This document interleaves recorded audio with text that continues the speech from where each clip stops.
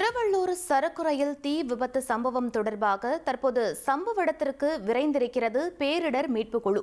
கூடுதல் விவரங்களை எமது செய்தியாளர் பாஸ்கர் வழங்க கேட்கலாம். வணக்கம் பாஸ்கர், இந்த குழுவில் யாரெல்லாம் இடம்பெற்றிருக்கிறார்கள்? முழு விவரங்கள் என்ன பதிவு பண்ணுங்க.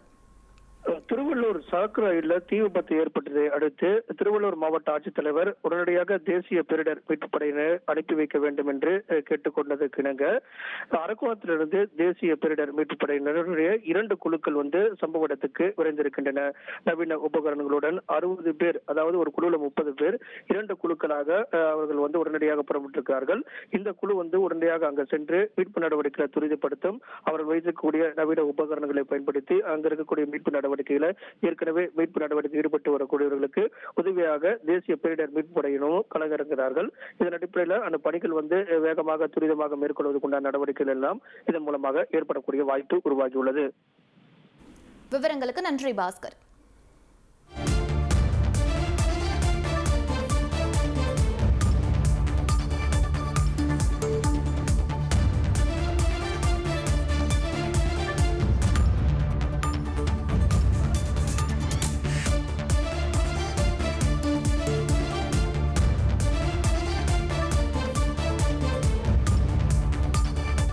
ட்ரெண்ட ஃப்ரெண்ட் ஆக்கிக்கோங்க. தந்தி டிவியின் சப்ஸ்கிரைபர்ஸ் அண்ட் ஃபாலோவர்ஸ் குடும்பத்துல நீங்களும் இணையுங்க.